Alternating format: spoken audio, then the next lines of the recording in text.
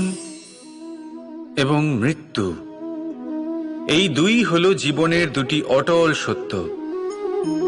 যিনি জন্মগ্রহণ করেছেন তিনি মৃত্যুলাভ অবশ্যই করবেন, এই হল নিয়তি। এবার একটা কথা বলি, মৃত্যুলাভ সবাই করেন, কিন্তু জীবন বাঁচতে সবাই জানেন না। সারা জীবন কেটে যায় কিন্তু জীবন ভালো করে বাঁচতে পারেন না, বুঝতেই পারেন না কি করা উচিত।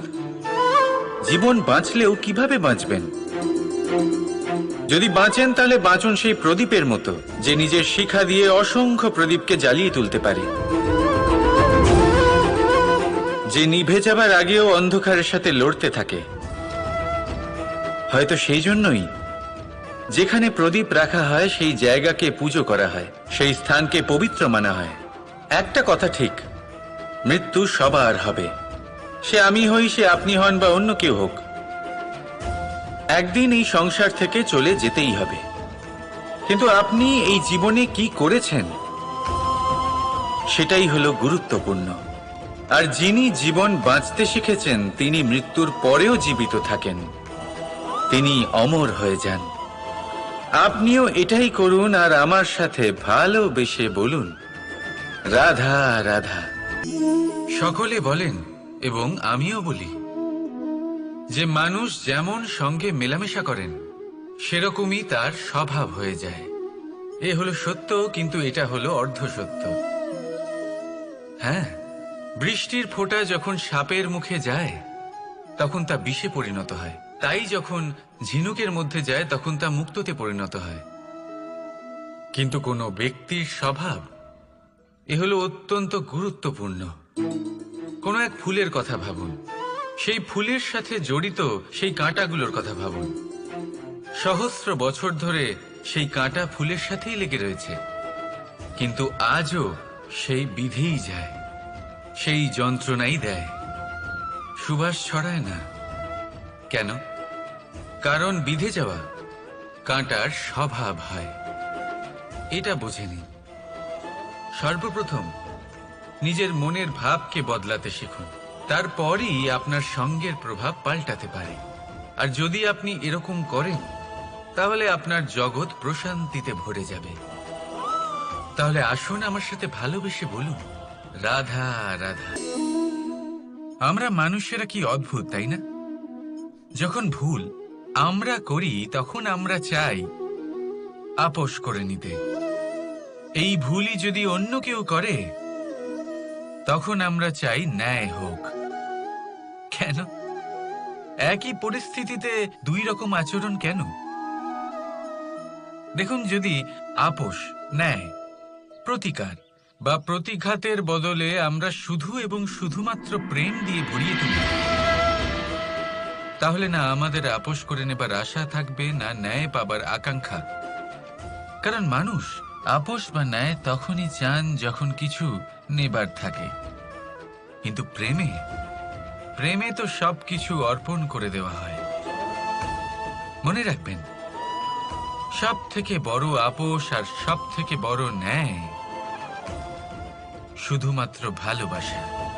তাহলে আসুন আমার সাথে ভালোবেসে বলুন, রাধা রাধা। যে কোনো বস্তুর বা প্রাণীর আকার, স্থিতি, পরিস্থিতি বা শক্তি দেখে আপনি কি তার ক্ষমতার অনুমান করতে পারবেন? কখনোই না। আসুন আমি আপনাকে উদাহরণ দিই একটা তলোয়ারের। সেই তলোয়ার যার দ্বারা আপনি অনেক বড় বড় যুদ্ধ জেতেন, বড় বড় রাজাদের পরাস্ত করতে পারেন। এবার আপনি যদি এই তলোয়ার কাউকে দেখিয়ে তার থেকে তার বস্ত্র ছিনিয়ে নেন, তাহলে দেখবেন যখন সেই বস্ত্র ছিঁড়ে যায় তখন একটা ছোট্ট সূচি চমৎকার করতে পারে। তখন এই তলোয়ার কোনো কাজে লাগবে না। সেইভাবেই একটা মাছ কখনো বনে গিয়ে শিকার করতে পারে না, আর সেইভাবেই সিংহ জলের রাজা হতে পারে না। প্রত্যেকের নিজের নিজের দুর্বলতা রয়েছে, প্রত্যেকের নিজের নিজের শক্তি রয়েছে। আর এই প্রকৃতি সবাইকে এইভাবেই বানিয়েছে যে প্রত্যেকের মধ্যে কোনো না কোনো বিশেষ গুণ অবশ্যই থাকে। তাই যদি আপনি নিজের মধ্যে বা অন্যদের মধ্যে শুধুই দোষ দেখতে পান, তাহলে একটু ওপর থেকে দেখুন। সবার মধ্যে বিশেষ গুণ খুঁজে দেখতে শুরু করুন। আপনি বুঝবেন আপনি নিজেও কত বিশেষ আর অন্যরাও কত বিশেষ। আপনি বুঝবেন এই সংসার, এই প্রকৃতি হলো কতটা বিশেষ। তাহলে আসুন আমার সাথে ভালোবেসে বলুন, রাধা রাধা। আপনাকে একটা প্রশ্ন জিজ্ঞাসা করি, জল কোথায় কোথায় পাওয়া যায়? কেউ বলবেন সাগরে, কেউ বলবেন ঝর্ণাতে, সরোবরে, নদীতে। আর এই সবকটা উত্তরই সঠিক। আর এদের মধ্যে সবকটা জায়গাতেই কি পাওয়া যায়? জল। ঠিক সেইভাবেই মানুষের যে কোনো স্বরূপই হোক না কেন, তাতে বাস করেন স্বয়ং পরমাত্মাই। সেই পরমাত্মা যিনি ভালোবাসার বাণী শুনে থাকেন, ভালোবাসার ভাষা বুঝতে পারেন, তিনিই জানেন। এবার সে মাতা দেবকী হোক বা মাতা যশোদা, এই যাত্রা তো শুধুমাত্র মমতার। এবার সে রুক্মিণী হোক বা রাধা, যাত্রা সেই ভালোবাসারই। তাই শুধু ভালোবাসার উপরে মনোনিবেশ করুন, নিজের ব্যবহার প্রেমময় করে তুলুন। আপনার প্রত্যেকটা সম্পর্ক, প্রত্যেকটা বন্ধন পবিত্র হয়ে উঠবে। তাই আসুন আর আমার সাথে ভালোবেসে বলুন, রাধা রাধা। অনেক সময় মানুষ অতীতকে দেখেন আর তখন অহংবোধে পরিপূর্ণ হয়ে ওঠেন। কখনো বর্তমানের দিকে তাকান, ভবিষ্যতের দিকে তাকান আর পরিতৃপ্তিতে ভরে ওঠেন। কেন বুঝতে পারেন না একটা সহজ কথা? এই যে সৃষ্টি, এই সৃষ্টি হলো একটা বড় চক্র, যা বারংবার আপনার কাছে ফিরে আসবেই। কঠিন থেকে কঠিনতর পরীক্ষায় আপনাকে নিযুক্ত করবে, যাতে আপনাকে উত্তীর্ণ হতেই হবে। যা কাল ছিল তা আজ নেই, এটা সবাই জানেন।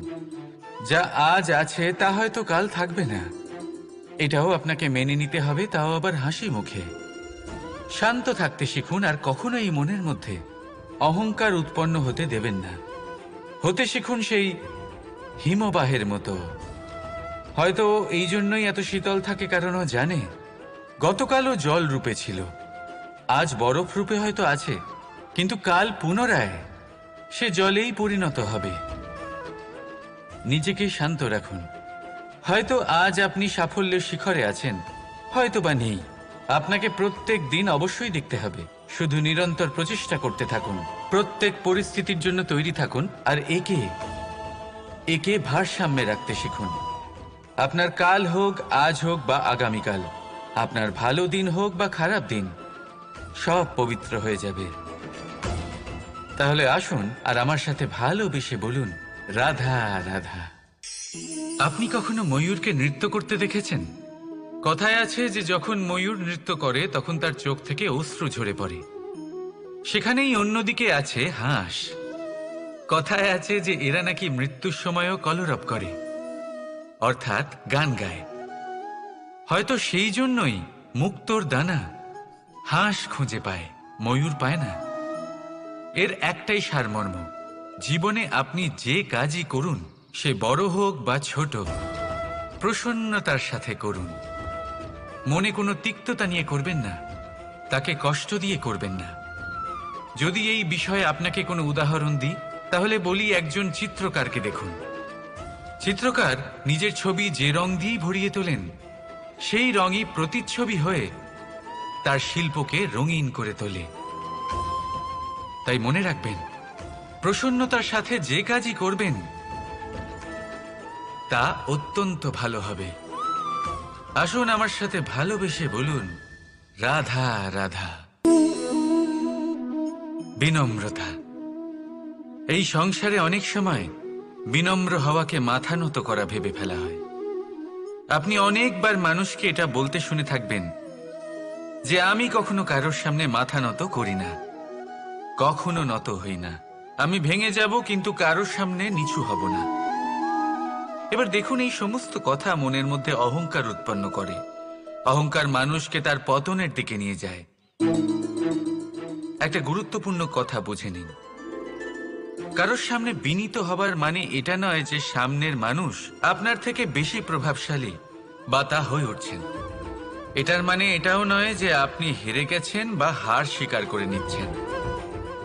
বুঝে নিন, বেশিরভাগ সময় বিনীত তিনিই থাকেন যিনি আপনার থেকে উঁচু স্থানে আছেন।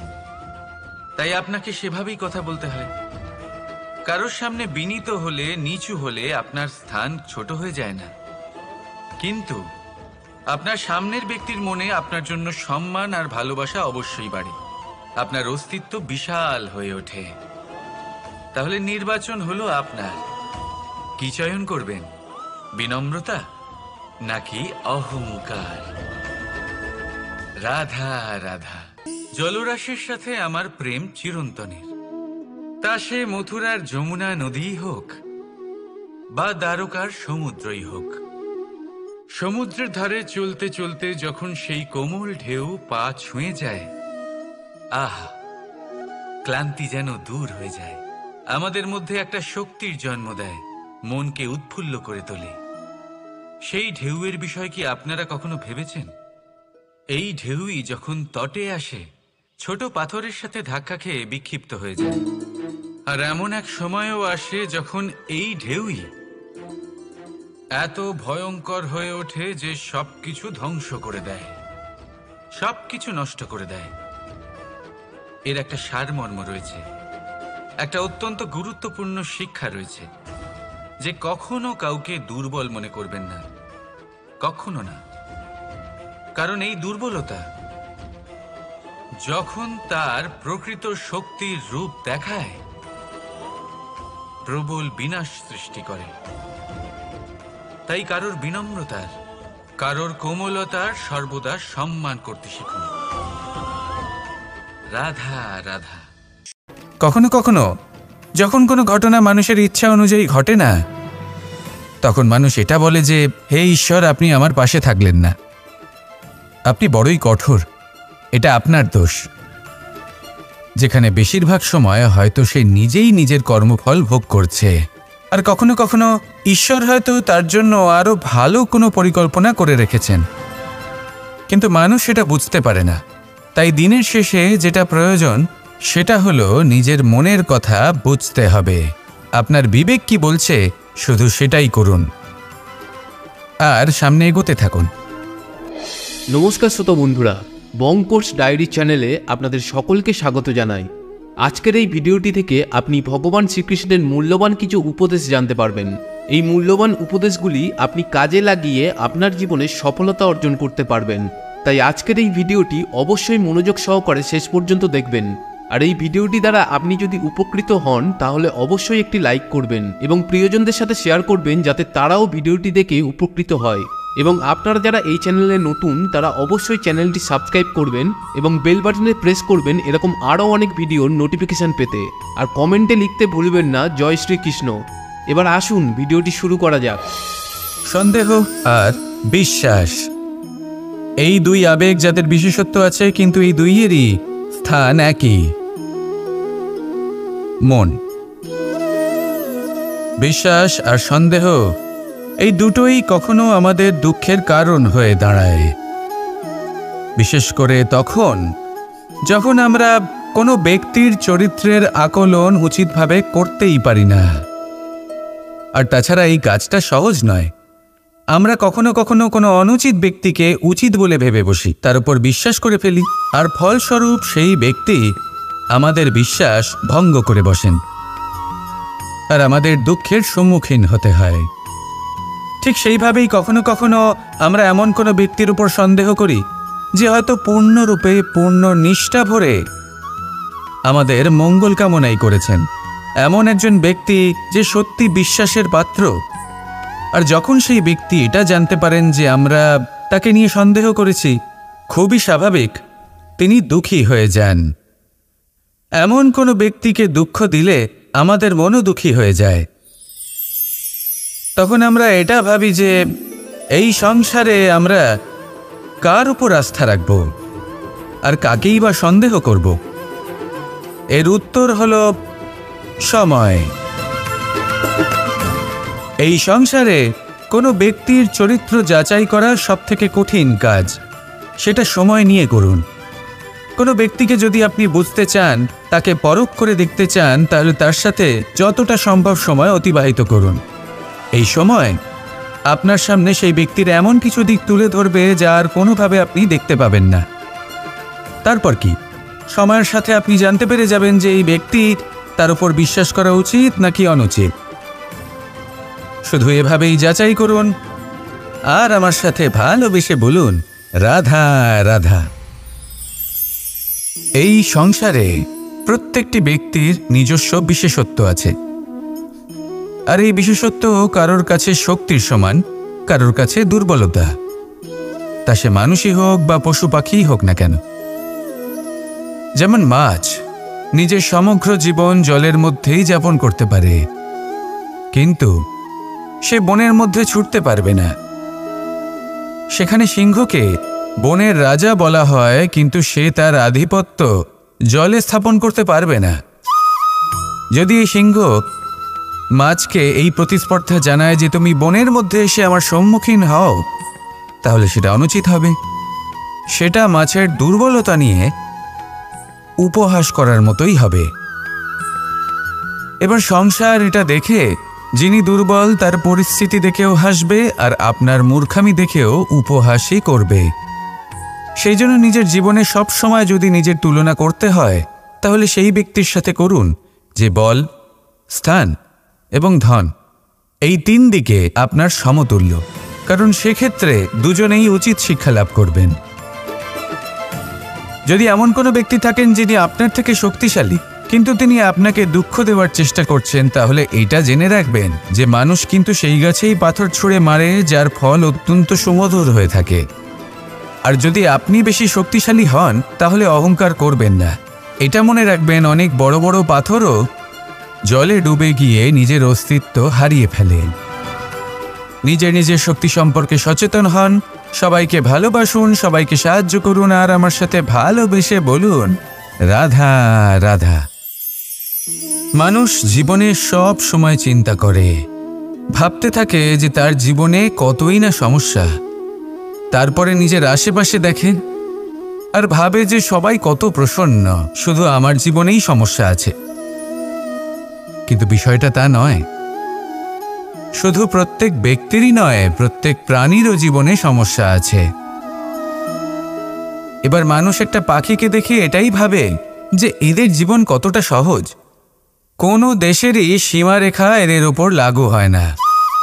কোথায় থাকবে সেই নিয়েও কোনো ভাবনা নেই, কত শান্তির জীবন এদের। তারপর সে একটা পিঁপড়েকে দেখে আর এটা ভাবে, কি অসাধারণ, এদের তো সারা জীবনই মাটির উপরেই অতিবাহিত হয়, খাবারটাও মাটিতেই পেয়ে যায়, কি শান্তির জীবন এদের। কিন্তু যখন কোনো ঝড় আসে, তখন সবার আগে সেই পাখির বাসাটাই ঝড়ে ভেঙে যায়। এই পাখি যে শাখাতেই গিয়ে বসে পড়ুক, তাদের উপর সবসময় সংকট থাকে যে ওপর থেকে কোনো বড় পাখি এসে তাদের উপর প্রহার না করে, তারা নিজেদের প্রাণ না হারায়। আর যদি কথা বলি পিঁপড়েকে নিয়ে, এদের উপর সবসময় সংকট থাকে যে কোনোভাবে বাতাস বা জল এদের ভাসিয়ে না নিয়ে যায়, কোনো প্রাণী ওকে পা দিয়ে পিষে না দেয়, এই পিঁপড়ে পিষ্ট হয়ে না মারা যায়। দেখুন, সমস্যা প্রত্যেকের জীবনে রয়েছে, আর এই সমস্যা আসতেই থাকবে। এর অর্থ এটা নয় যে এই সমস্যার সম্মুখীনই হওয়া যায় না, এর সমাধানও সম্ভব নয়। প্রত্যেক সমস্যার সমাধান অবশ্যই আছে, শুধু শান্ত মনে সেটা খুঁজে বের করতে হবে। তাহলে সেটাই করুন, প্রত্যেক সমস্যার সমাধান করতে থাকুন। যত সমাধান করবেন জীবন আনন্দময় হয়ে উঠবে। যদি সমাধান না করেন, তাহলে আজীবন দুঃখই পেতে থাকবেন। আসুন আমার সাথে ভালোবেসে বলুন, রাধা রাধা। এই জীবনে আমরা কখনো না কখনো জয়ী হয়েছি, আবার কখনো পরাজয়েরও সম্মুখীন হয়েছি। কিন্তু একটা কথা বোঝা খুব প্রয়োজনীয়, যখন আমরা বিজয়ী হই তখন অবশ্যই উৎসব পালন করা উচিত, কিন্তু অহংকার করা উচিত নয়। সেখানে যখন আপনি পরাজিত হন, তখন বিফল হওয়ার শোক পালন করবেন না। এই মনকে কুণ্ঠিত হতে দেবেন না, মনকে একাগ্রচিত্ত করুন। এই ইতিবাচক মনোভাব নিয়ে অগ্রসর হন। এই ইতিবাচক ভাবনা মনে জাগ্রত করার জন্য প্রথমে এটা বোঝা প্রয়োজনীয় যে ঈশ্বর ভেঙে যাওয়া বস্তুকেও সুন্দরভাবে ব্যবহার করে থাকেন। মেঘ যখন ভেঙে পড়ে তখন আমরা বর্ষাকে পাই, সেই বর্ষা যা এই ধরিত্রীকে শান্ত করে। পাথুরে জমি যখন সেটা ভগ্ন হয় তখন আমরা সমতল ধরিত্রী লাভ করি, ক্ষেত লাভ করি, যার থেকে আমরা সামগ্রী পেতে পারি। যখন একটি বীজ ভগ্ন হয় তখন তার থেকে চারা জন্ম নেয়, যেটা ভবিষ্যতে আমাদের সুস্বাদু ফল দান করে, ফুলও প্রদান করে। তাই জীবনে যদি কখনো আপনার মনে হয় যে আপনি ভেঙে পড়েছেন, তাহলে দুঃখী হওয়ার কোনো প্রয়োজন নেই। আপনাকে শুধু এটা বুঝে নিতে হবে যে ঈশ্বর শীঘ্রই আপনাকে খুব বিশেষ একটা কিছু প্রদান করতে চলেছেন। এই জীবনে ওঠা নামা, জয় পরাজয়, এই সব কিছু আসতে থাকবে, চলেও যাবে। এই সব কিছুর সম্মুখীন হয়ে অগ্রসর হন, কিন্তু মনে ইতিবাচক শক্তি নিয়ে। আসুন আমার সাথে ভালোবেসে বলুন, রাধা রাধা। অনেক সময় পথে চলতে গেলে এই ছোট ছোট কাকড় আমাদের পায়ের তলায় চাপা পড়ে যায়, কিন্তু তাও কখনো এদের অপমান করবেন না। এদের প্রারব্ধকে নিয়ে, এদের ভাগ্যকে নিয়ে, এদের আকারকে নিয়ে কখনো উপহাস করবেন না। ভাবুন, যদি কখনো ঝড় ওঠে আর এই ছোট্ট একটা কাকড় আপনার চোখে ঢুকে যায়, তাহলে কিন্তু সেটা আপনাকে অত্যন্ত কষ্ট দিতে পারে। এরকমই হয় আমাদের জীবনের প্রত্যেকটি ব্যক্তির। কখনো কাউকে অপমান করবেন না, সবসময় সবাইকে সম্মান করুন। যদি আপনি কাউকে অপমান করেন, যদি আপনি কাউকে ছোট অনুভব করান, হতে পারে সময় এলে পরে সেই ব্যক্তিও আপনার শত্রু হয়ে উঠবে, আপনাকে বিকট পরিস্থিতিতে ফেলতে পারে। সেই জন্য কারোর আকার দেখে তাকে সম্মান করবেন না। এই সংসারে সবাইকে সম্মান করুন, সবাইকে ভালোবাসুন, আর আসুন আমার সাথে ভালোবেসে বলুন, রাধা রাধা। এই সংসারে ভৌতিক বস্তুরও নিয়তি আছে। যারাই এই সংসারে আসে বা উৎপন্ন হয়, তারা কিছুমাত্র সময় পর্যন্তই এখানে থাকতে পারে, আর তারপরে সেও লুপ্ত হয়ে যায়, অর্থাৎ সে নিজেও এই পঞ্চমহাভূতে সমাহিত হয়ে যায়।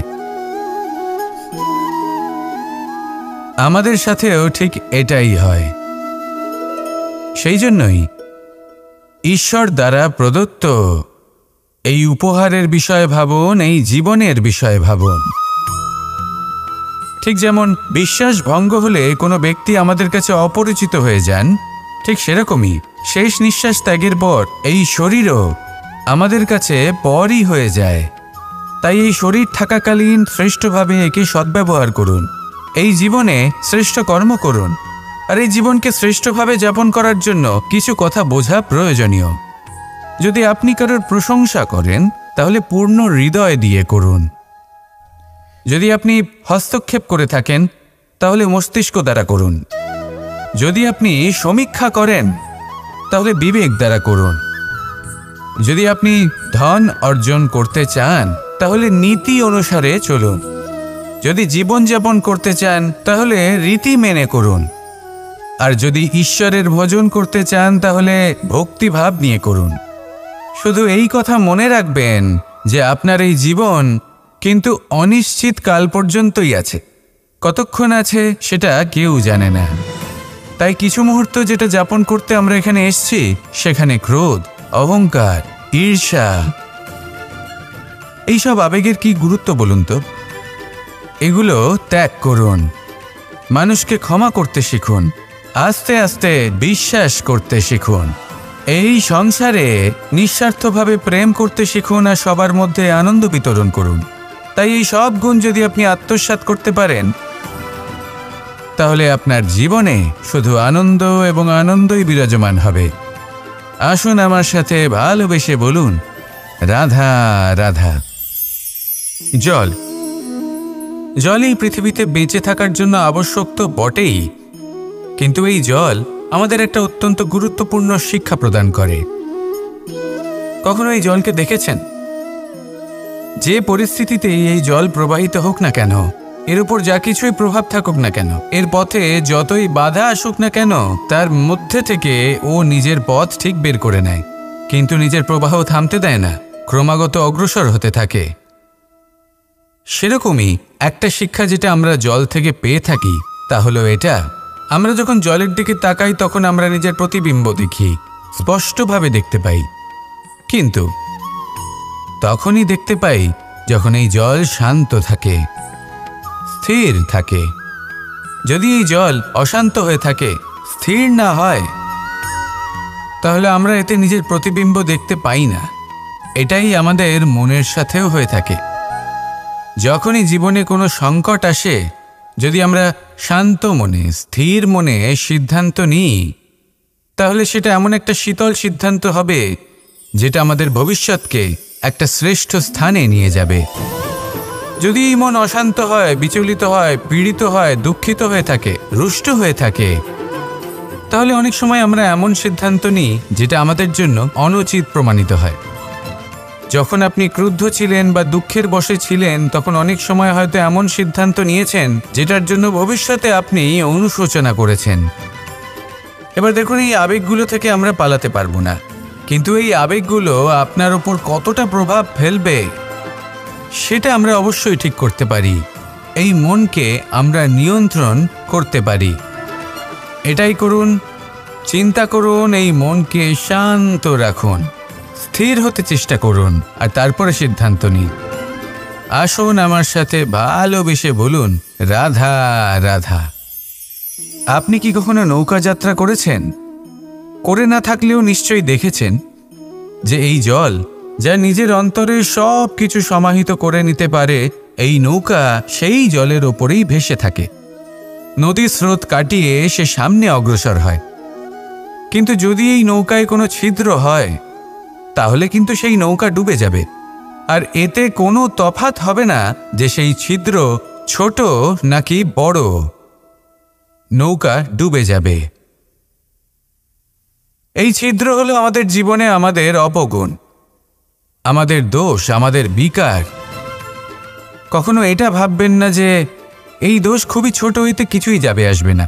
না, সেই ছোট দোষ, সেই ছোট বিকার, যদি সেটাকে শুধরে না নেন, তাহলে সেটা আপনাকে আপনার পতনের দিকে নিয়ে যাবে।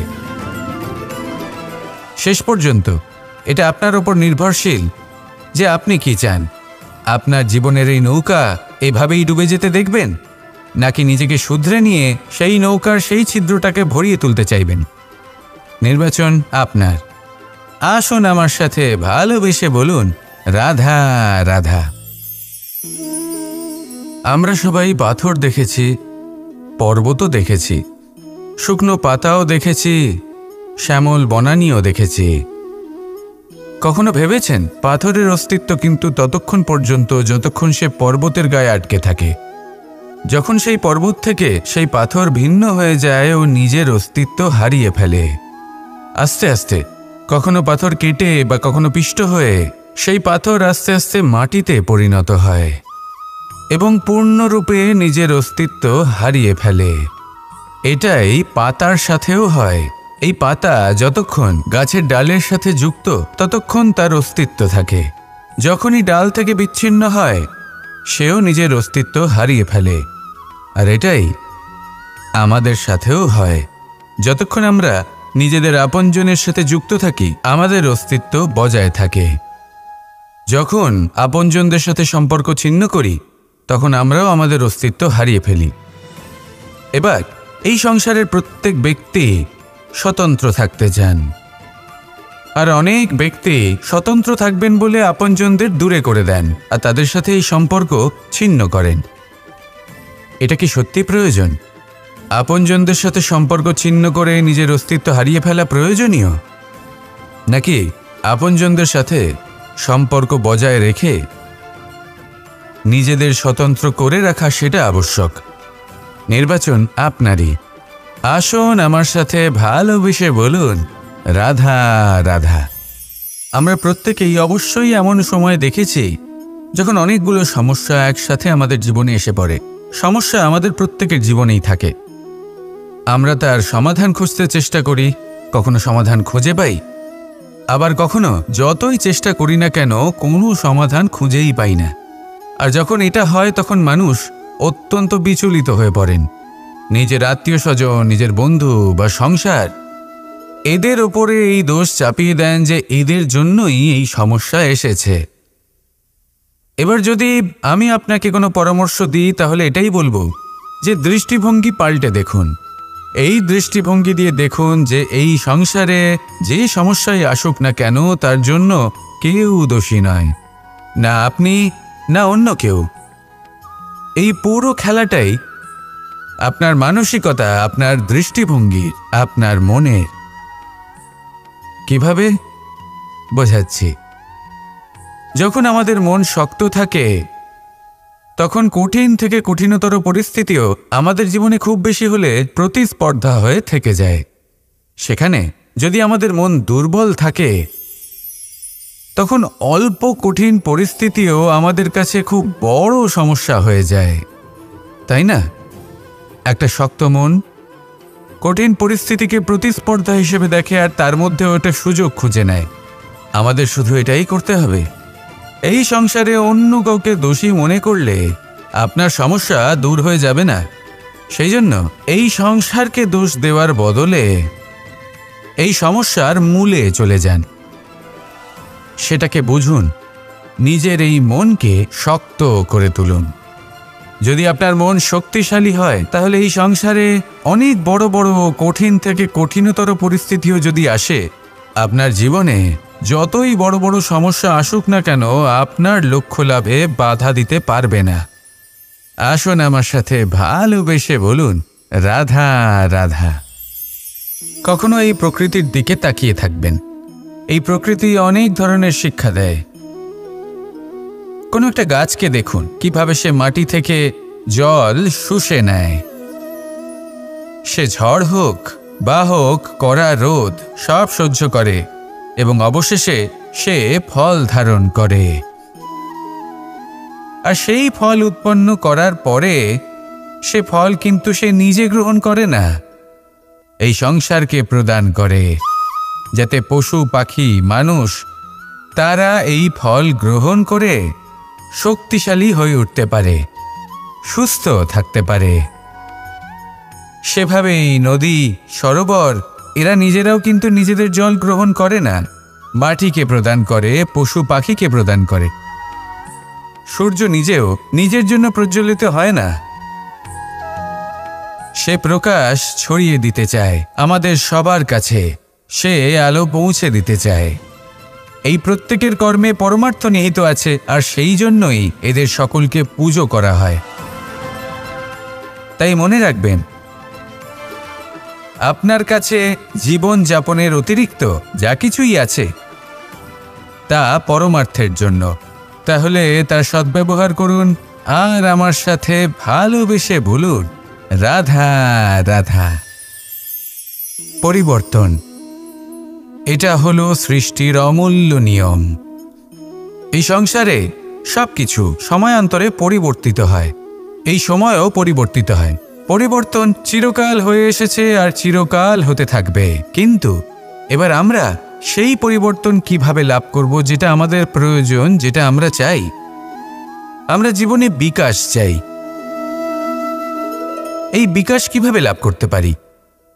এই প্রকৃতি কিন্তু আমাদের অত্যন্ত উত্তম উদাহরণ দিয়ে বুঝিয়েছে। একটি বিন্দুর উদাহরণ দিয়েছে যা ভবিষ্যতে একটা বিশাল নদীর আকার ধারণ করে। এটা কিভাবে হয়? মেঘ থেকে একটি বিন্দু ঝরে পড়ে সেই পর্বতের ওপর যেখানে হিম আছে।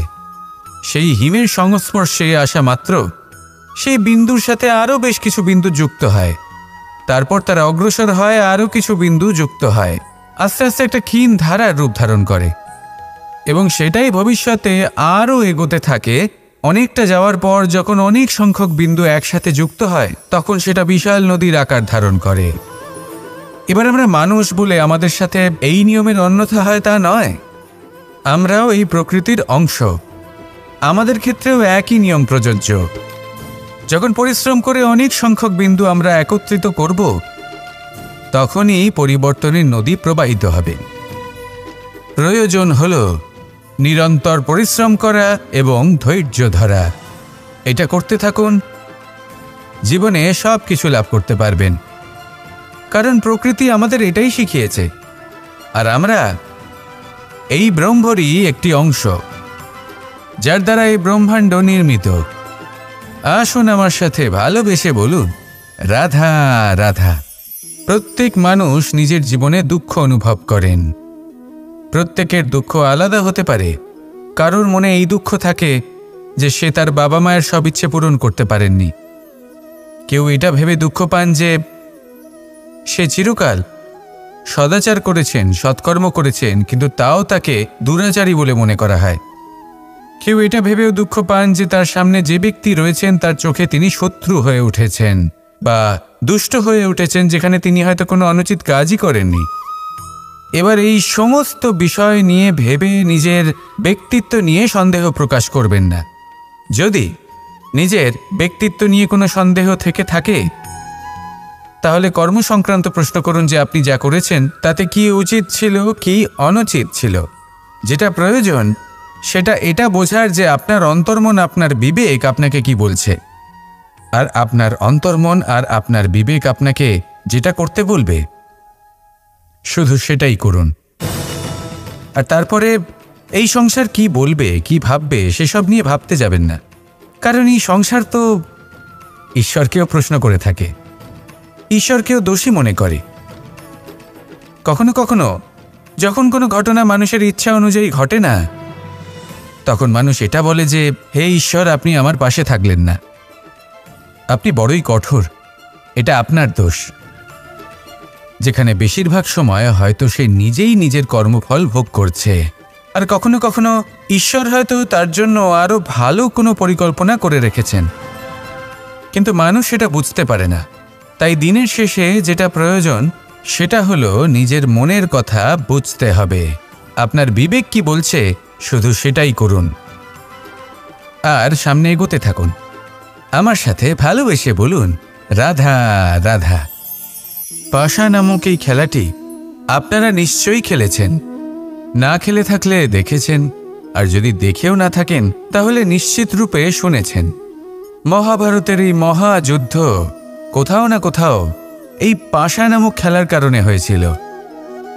পাশার এই বিচিত্র খেলা, দান, এইসবের কারণে কেউ নিজের মাথায় রাজমুকুট পরিধান করেছিলেন, আবার সেখানে পরাজিত হওয়ার জন্য কাউকে বনবাস ভোগ করতে হয়েছিল।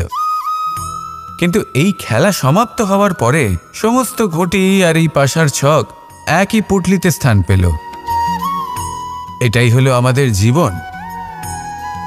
এই সংসারে আমরা জয় পরাজয়ের বিষয়ে এতটাই ভাবি, এত চিন্তা করি যে এই জীবনের খেলার আনন্দটাই উপভোগ করতে পারি না। আর অবশেষে কি হয়? কেউ জয়ী হন, কেউ পরাজিত হন, কিন্তু দুজনেই একই স্থানে পৌঁছে যান। প্রত্যেক ব্যক্তি মৃত্যুর পরে একটি নির্দিষ্ট স্থানেই পৌঁছতে বাধ্য, কিন্তু ততক্ষণ এই জীবন, এই খেলা, তার আনন্দ উপভোগ করুন। এই সংসারে সেই ব্যক্তি শ্রেষ্ঠ স্থানে পৌঁছতে পেরেছেন যিনি এই সংসারকে প্রকাশ প্রদান করেছেন, যিনি কখনো জয় পরাজয় এ বিষয়ে ভাবেননি, শুধু এই জীবনের খেলার আনন্দ উপভোগ করেছেন। এটাই আপনিও করুন, আর আমার সাথে ভালোবেসে বলুন, রাধা রাধা। আমরা সকলে সামাজিক জীব। মানুষের সাথে দেখা সাক্ষাৎ করা এটা চিরকালই চলতে থাকে। আমরা কখনো কাউকে উপহার দিই, আবার কখনো কেউ আমাদের উপহার দেয়। কখনো কি এমন হয়েছে যে আপনি কাউকে একটা উপহার দিয়েছেন, কিছু সময় পরে বা কিছু মাস পরে সেই উপহারই ঘুরে ফিরে আপনার কাছেই এসেছে, অর্থাৎ সেই বস্তুটাই আপনার কাছে আবার ফিরে এলো? এরকম হয়। ছেলেবেলায় একদিন একজনের বিবাহ ছিল, তখন মা তাকে একটা উপহার দিতে চাইছিলেন।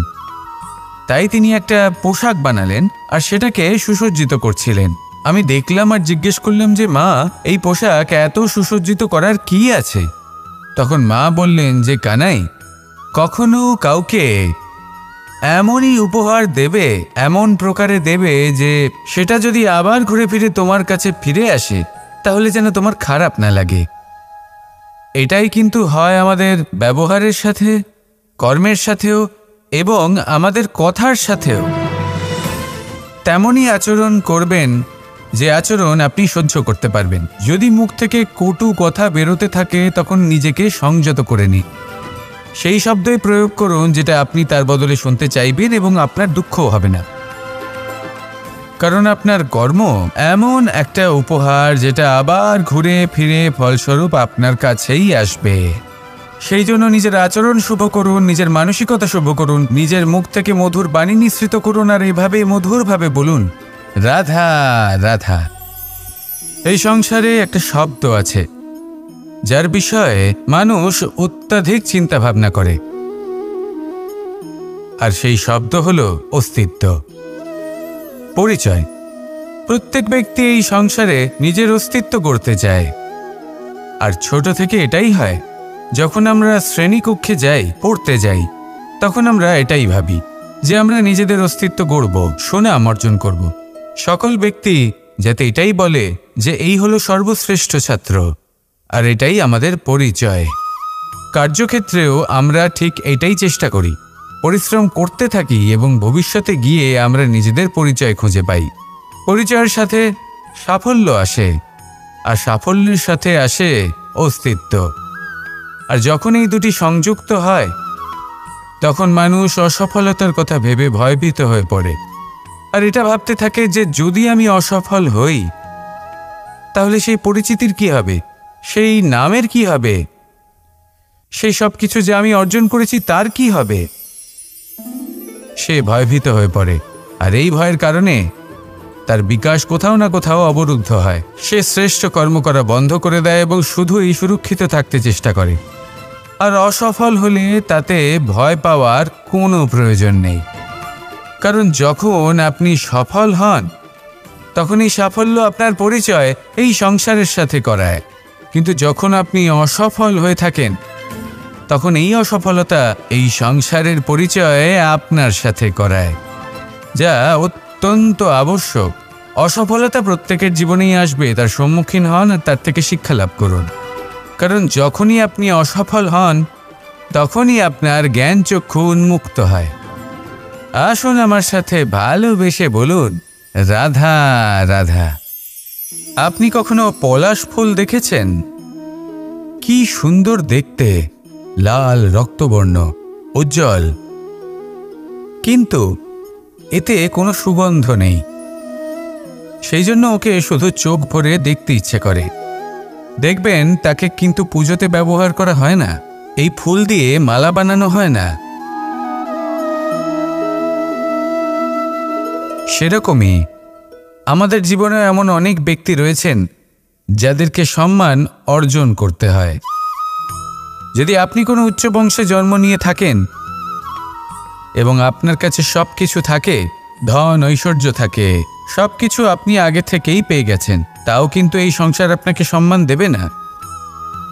ততক্ষণ পর্যন্ত দেবে না যতক্ষণ না আপনি নিজের অন্তরে গুণ জাগ্রত করছেন, শ্রেষ্ঠ কর্ম করছেন, নিজের অন্তরে ইতিবাচক মনোভাবের এই সুবাস জাগ্রত করছেন। যদি এসব কিছু করেন তাহলে এই সংসার আপনাকে সম্মান দেবে। এবার এটা আপনার ওপরে নির্ভরশীল যে আপনি কি পলাশ ফুলের মতো হতে চান, নাকি অন্য কোনো ফুল হয়ে উঠতে চান যার সুবাস আছে, যে নিজের সুবাস এই সারা পৃথিবীতে ছড়িয়ে দেয়।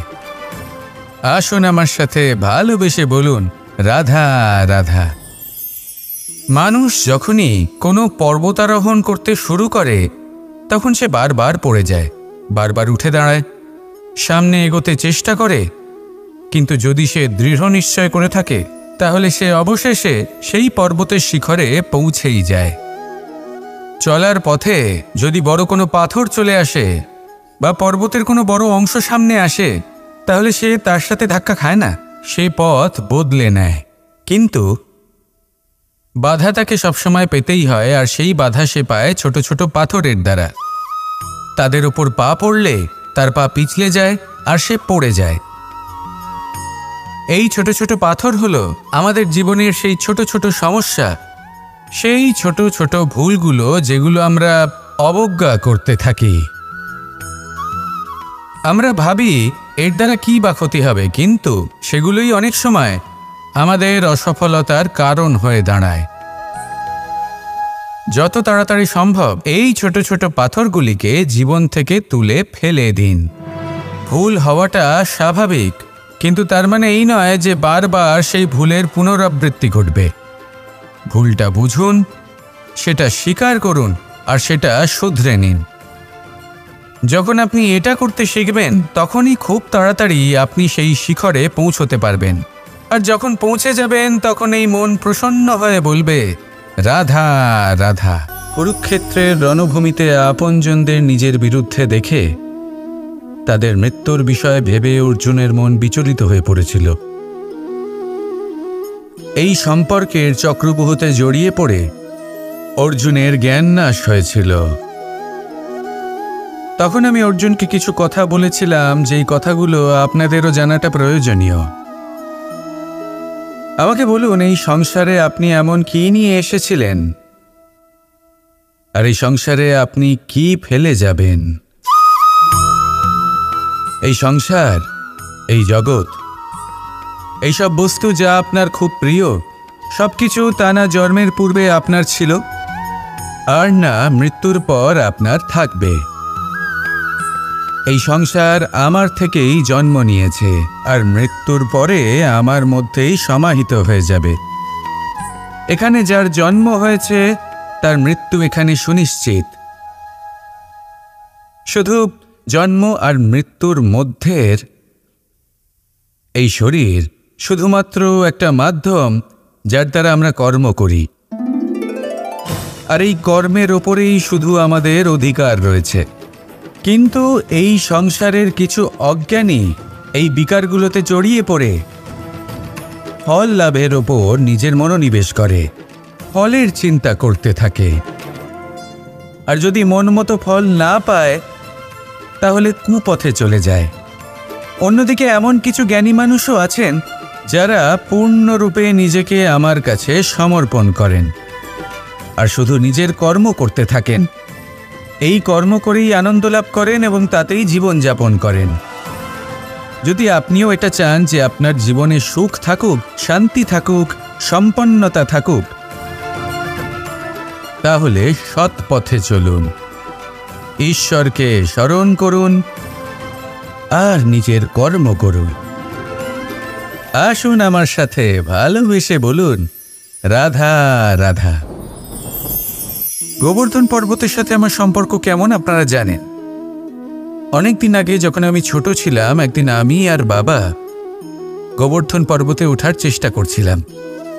আমি ক্লান্ত হয়ে পড়লাম, আর আমি বাবাকে বললাম যে বাবা, আমাকে আর কতটা উপরে উঠতে হবে, আর ক পা যেতে হবে, আর কত উঁচুতে উঠতে হবে, আর কত সময় লাগবে।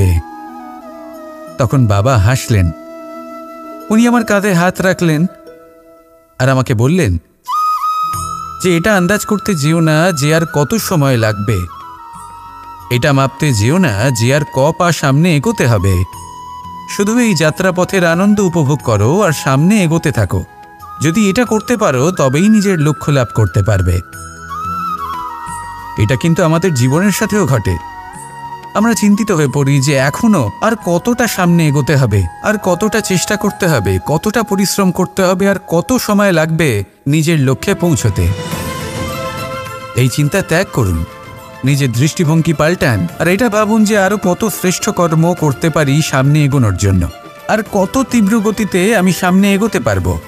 সামনে অগ্রসর হওয়ার এই যে যাত্রা বড়ই সুন্দর, এটার আনন্দ উপভোগ করুন। বাবার এই শিক্ষার কারণে আমি গোবর্ধন পর্বত হাতে তুলতে পেরেছি। দিনের শেষে এটা আপনার উপর নির্ভর করছে যে নিজের পর্বতরূপী লক্ষ্যকে আপনি নিজের হাতের মুঠোয় ধরে রাখতে পারবেন নাকি নয়। আসুন আমার সাথে ভালোবেসে বলুন, রাধা রাধা।